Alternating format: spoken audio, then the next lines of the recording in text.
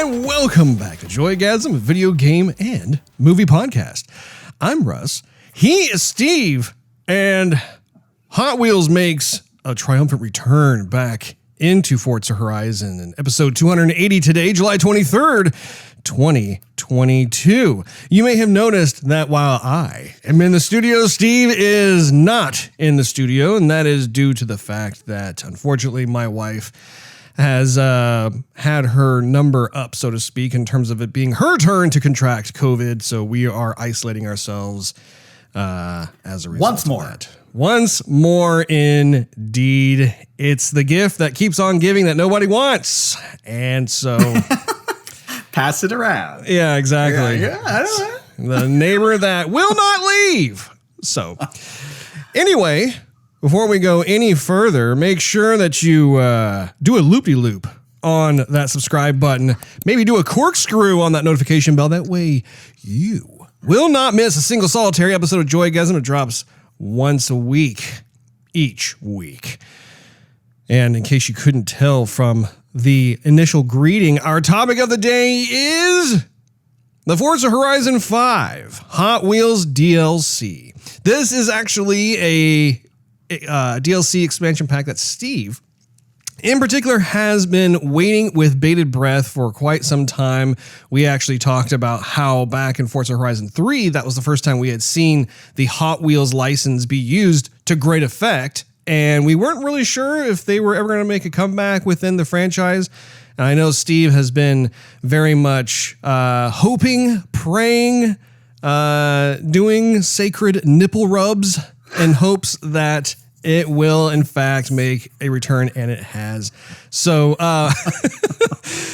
Steve, what do you think of the game so far? I assume you've put in probably, at least 10 hours worth of gameplay? Yeah, about 10 hours there. I'm not...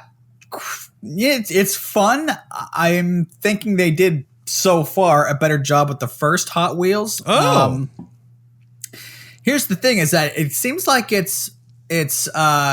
makes you kind of run through this rigmarole of stuff they want you to complete before you just have free roam and can do whatever anywhere, right? Mm-hmm. Which is a little bit different than the regular game, because in the regular game they go, okay, here's the track, you can go anywhere you want, but we're not going to give you certain points of interest or things to do until you finish certain things, right? But it'll still get unlocked after you finish that stuff. This one's more like, okay, there's, the track is up in the air somewhere. It's like up in some lofty area. And so it's not necessarily on, in Mexico, like on the ground. Uh-huh. And they give you these 3 different coordinates to start off first. And so I started off with the lower, like, left coordinate. And so it's saying, okay, you have to build up your trophies and you have to get this, that, and the other. And so I'm doing that, but it's just not really like clear. It's like the word restrictive comes to mind, honestly, because it's like, it restricts the cars that you can actually use if you just want to do free roam. You just want to like drive the track. Sure. Let's say it's your Hot Wheels track and you say, I want to use this car to run through the Hot Wheels track. And it just says, no, that car is not going to work. You have to unlock the ability to use that car. And I thought, well, I don't know. Just paid $17. Like, what if I just wanted to use like my Pagani or something, just go high speed through this track like right now? And they're like, nope, can't do it. And I thought, no. It is interesting to think about how there is a bit of a wall that they set up within the DLC, because I know that I'm far enough in the game where now some of my normal cars have now been made available to me. Yeah. And I assume it's probably the same for you as well. But having said that, it's not like my entire roster of cars have been unlocked, so to speak. What's interesting is that it's like they have this tier system, which in a way it's like, it's cool where like you have your rookie, your pro, your expert, S1, and something else. I can't remember exactly what they all are, but it's nice that they've categorized them into these different areas that go basically from like kind of slow to like stupid fast on these Hot Wheel tracks. But it is kind of a weird notion to think about how you almost have to re-unlock certain vehicles that you've had within your garage all this time. And I think I don't think it would have been as big of a deal if they had better communicated that up front. Like once you got into like the Hot Wheels world, so to speak, right? That if they were to just say, hey, here are the classes you have to get special licenses for, and just FYI, you can't use the certain cars that are in your garage until you've been able to achieve those licenses, right? It's no different than like if you want to become a truck driver, even though you have, you know, your normal driver's license for your car, you have to get a special driver's license to operate like a semi truck, for example. That totally makes sense. But I think like we were kind of blinded going in where it's like, wait, why can't I use certain vehicles? Although that wasn't my go-to initially, because I was just enamored by like the little cool Hot Wheel cars that became instantly available. Yeah, although, I mean, there wasn't a whole lot. I mean, you got the classics that they gave you last time, like the Bone Crusher or Bone Shaker or something like that. You got there's the Twin Mill, and there's a couple other ones. There's the one that looks like it kind of has like the beak on the front of it, like the off-wheel kind of looking thing, which are the same Hot Wheels that we had, by default from the previous DLC, which I guess is fine. I mean, I liked all of them. Yeah, we have them in better res, but I mean, there's like hundreds of thousands, if not millions, of Hot Wheels out there and available. But we haven't unlocked them all yet, so I'm sure they're going to give us more. I mean, like that long, bubbly looking car. That one, I like that one. The one with like what's it called? The Fluke? Or something like that. You go down the water, like the water slip and slide. Yeah. But anyhow, so one thing I'm missing so far, at least, maybe they'll give it to us later, is that in Australia in Forza Horizon 3, we were able to just have these Hot Wheels tracks near the beach and then near mountains and cliffs and whatnot, which really added to the excitement because you're going at this velocity, high speed, corkscrews, loop-de-loops, banking up or like 90 degrees on the side. And here, at least right now, starting out, it's like you're mostly in the air or on the ground, but it doesn't look as appealing. Like it's higher res, of course, because it's on the Series X, but it's not. It's just not as exciting in a way, at least not yet. Like in the other one, you really had a lot more to look at, and here you're like, oh wow, sky, clouds, and okay, I'm back on the ground again. Oh, there's a little bit of ice. Oh, there's a waterfall maybe over there. So which license are you currently on? I'm on the A license.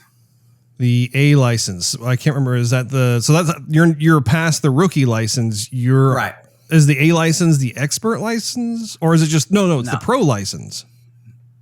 I think it's the second one, right? It's the second one, yeah. Okay, I can tell you that last night I was able to unlock the third license, and it has a lot of exactly what it is that you're talking about not seeing. So I think it's more of a progression system that they have in place where they want to kind of get you initialized into the world of Hot Wheels, and then as you go along and you unlock the more like faster expert driven type of licenses, then they will start to also show you like different areas of the track. Cause like I can tell you last night, I was playing certain races where I was doing corkscrews like a jet. I was doing loop-de-loops. I was like doing crazy bankings around like the volcano. And like there were multiple instances where I found myself uttering out loud just the word, wow, because you had, first of all, the vehicles that you can then race just within the third license. And there are, I think,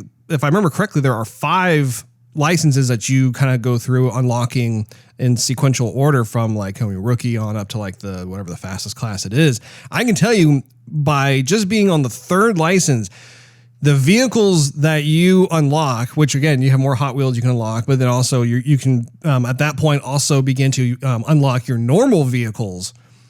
It gets super insanely fast. Like just like you cannot believe how much inertia and just the G-force of these cars. Like there is a big step up from like license number 2 to license number 3. So I think you'll be pleasantly surprised. Well, that's reassuring. But I guess we should mention the progression of those licenses too, because they give you the medals that you have to get in order to get certain licenses. And so they say, okay, here basically you have to accomplish a certain amount of tasks, like, finish first, do all these races, do the PR stunts, whatever.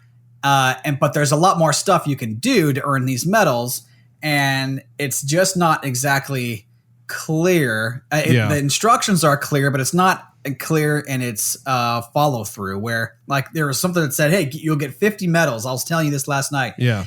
Like there's 50 medals if you could start from the Horizon hub, and then you can get to the point where there's like the dragon on the top of the hill. And I go, okay, all right, I'm in the Horizon hub, and I'm right in front of my garage, and I've plotted my course like the way the CPU says, like from here to the dragon. And I got to get there in a record amount of time and go. Pedal to the metal, take off. And I get there and I'm like, okay, I got it right. And then nothing happens. I'm like, okay, so then I guess I got to go backwards. And then at some point when I was randomly doing a different race, on the left side of the screen, it would come up with like these 4 checkpoints that it wants to do to get these medals. It was like, I've noticed that too. You've done this. Like I did. Okay, how did I get the other 2? And then I just couldn't get the other 2. And I thought, how did I even get the first job?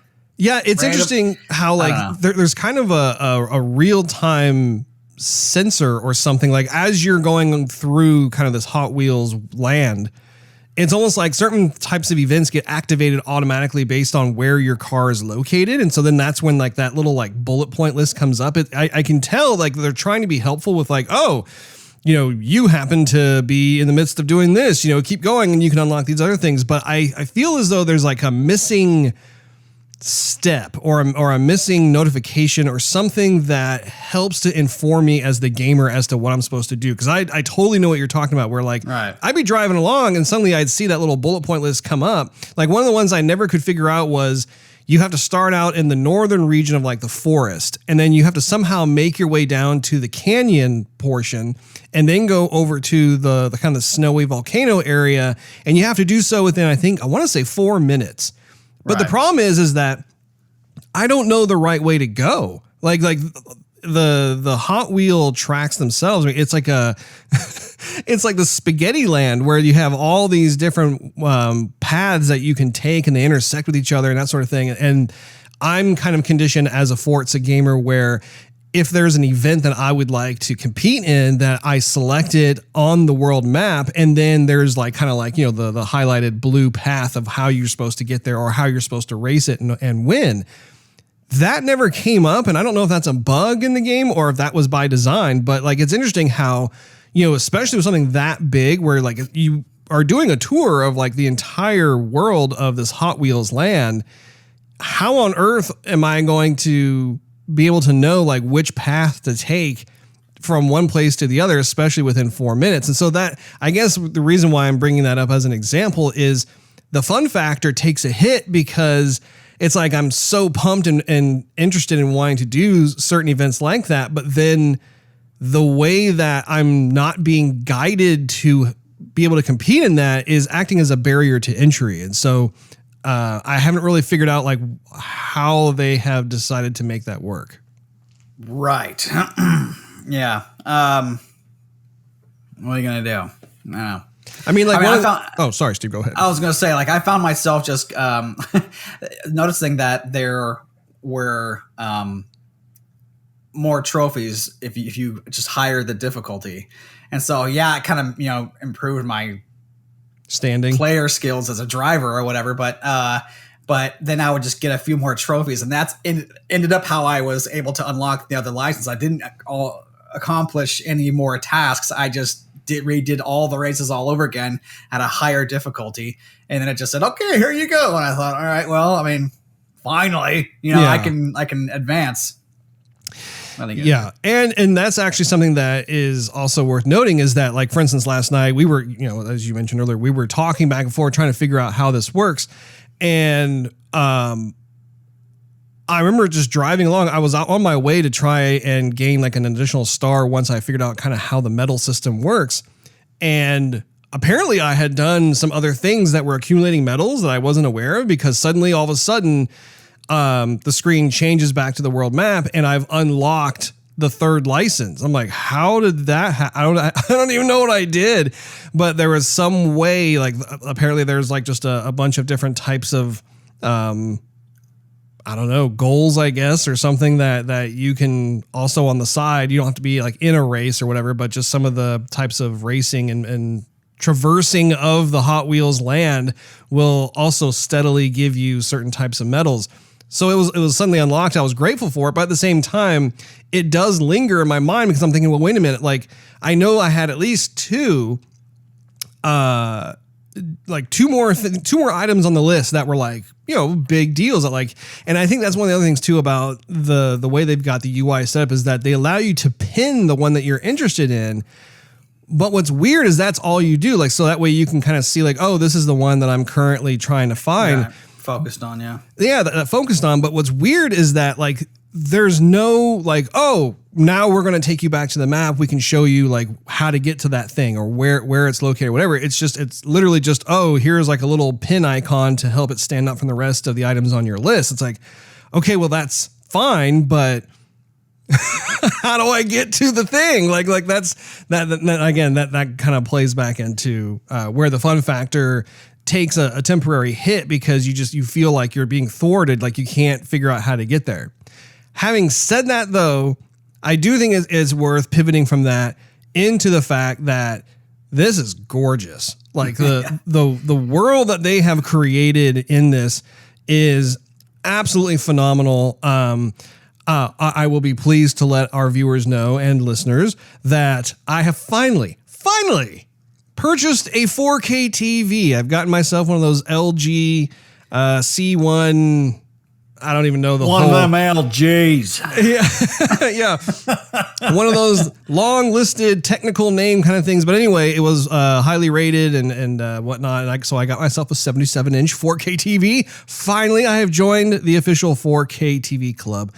And I got to tell you, it was so fun to be able to play this expansion pack with that TV and be able to drink in all of the visuals and my goodness, it was a kind of an imaginative paradise.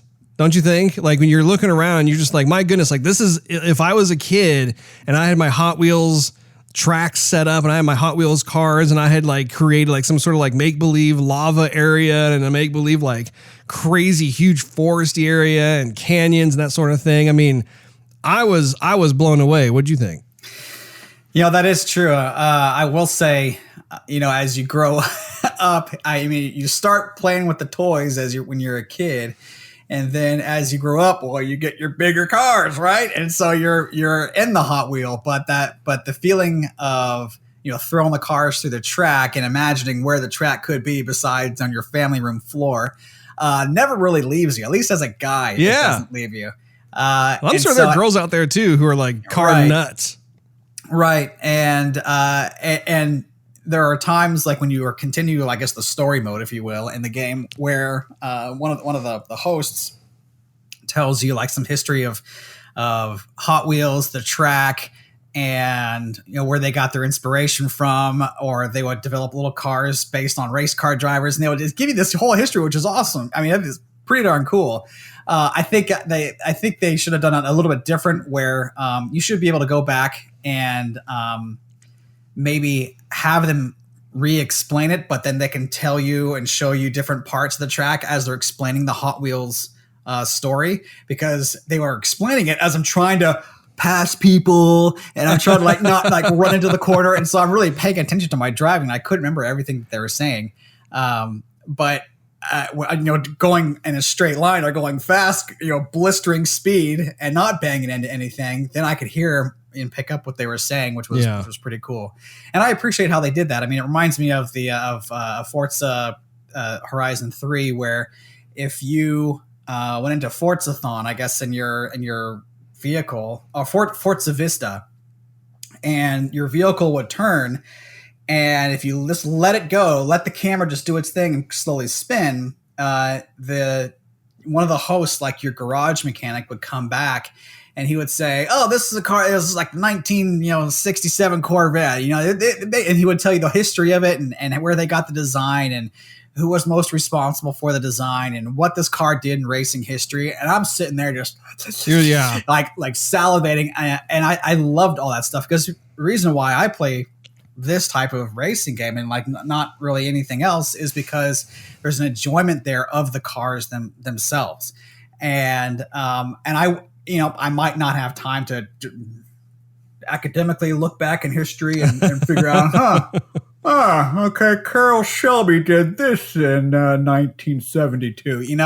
I'm not going to know that. But if there's times in the game where it tells me like racer history and car history and Matchbox car, Hot Wheels history, I eat it up. I think it's great.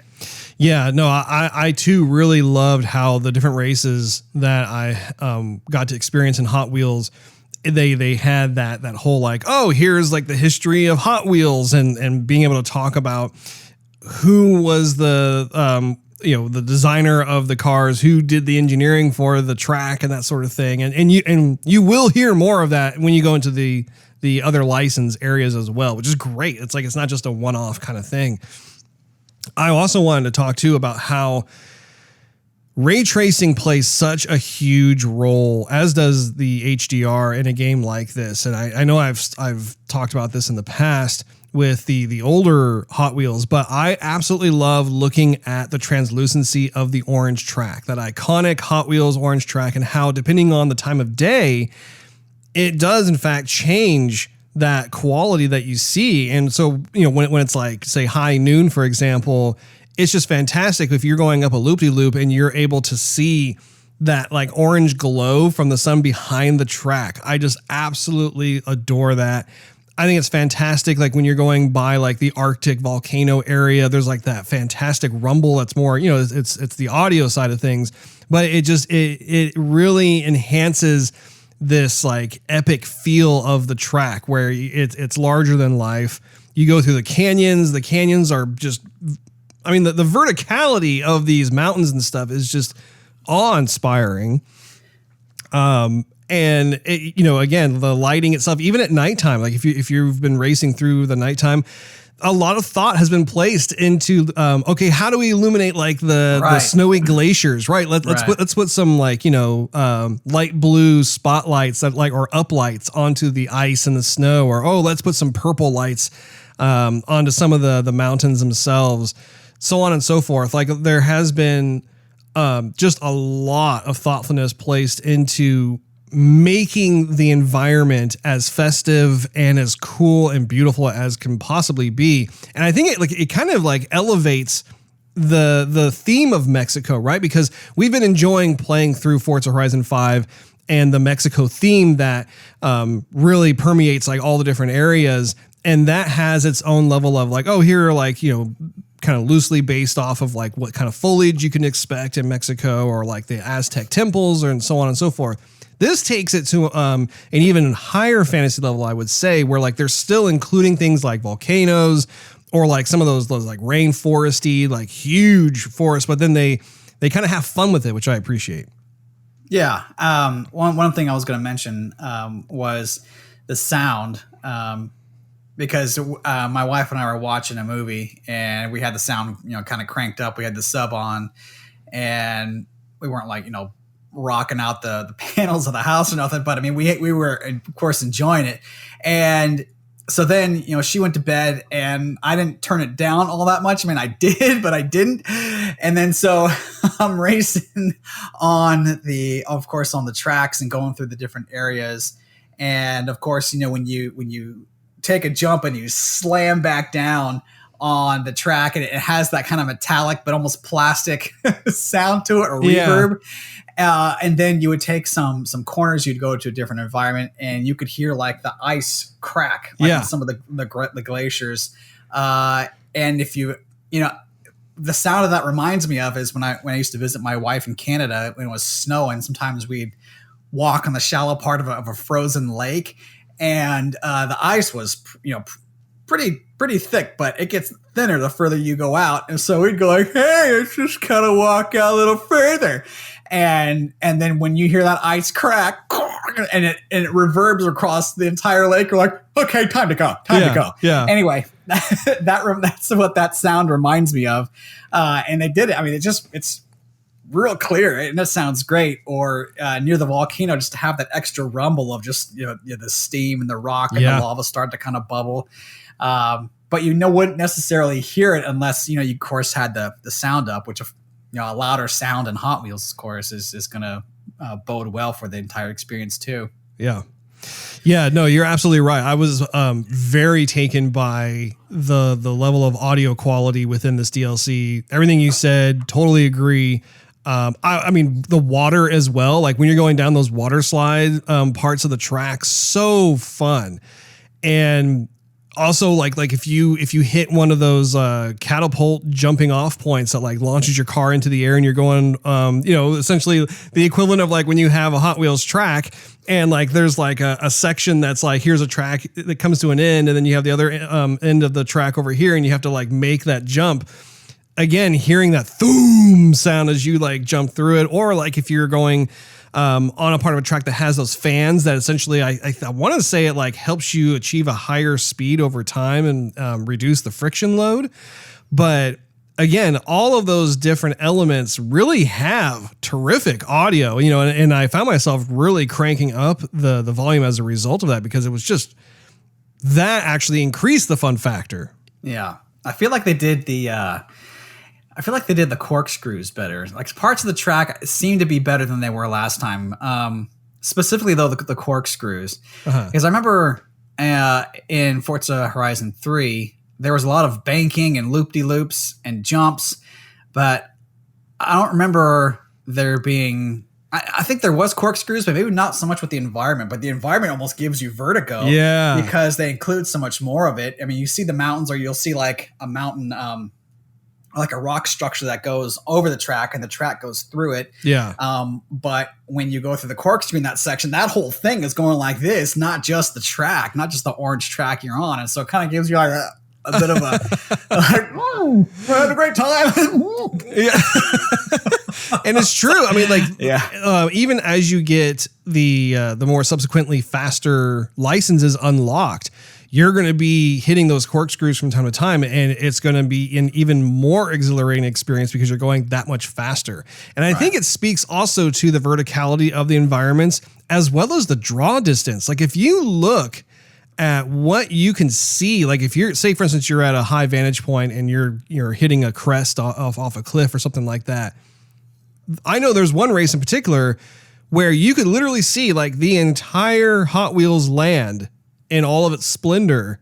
And it's fantastic, because I think that we are rapidly going away from the days that like you could only have like a portion of the polygonal environment in frame. And then, as you get closer to the other parts, they pop into view or whatever. Like, I think in this current generation of the Xbox Series X and PS5, this notion of like having these expansive draw distances is very beneficial to just the end user experience, as far as I'm concerned. I mean, it's the same thing with like when you play Elden Ring, for example, right? Like you reach like a tall mountain or vantage point and you look out and the draw distance is really impressive. They're pushing a lot of polys with that. And so in this type of environment also, I think it's great. There's also like certain parts of the track that are silver. And I'm not too familiar with like how that works, or if that exists within the current kind of Hot Wheels physical toy collection, or I haven't, I have not bought a Hot Wheels in quite some time, but it seems as though that part of the track also is conducive to like getting higher speeds or a less friction environment or something to that effect. There was actually one other thing that reminds me of, the inertia factor, where I was trying the Halo Warthog on a loop-de-loop, and it was not fast enough, and it ended up crashing. It fell off the loop-de-loop, which I loved. I thought that was fantastic. I was laughing. I think those silver parts, what you're talking about, seem to be like a not necessarily anti-gravity, but like negative gravity. I think is what makes you stick onto the track. Right. Almost as if like it's making you stay there and going like kind of upside down. So even if you slow down or have to slow down, it's not going to make you fall, I believe, because it makes a certain noise when you get to those parts too. Yeah, like, it does. Yeah. Yeah. And I'm like, okay, what's happening? I'm not falling. So, but yeah, anyway. What do you think of the pinatas? So have you hit the pinata? I have, yeah. I've hit a couple of them. Well, a few of them actually, yeah. Yeah. I think there's some you have to hit a few times.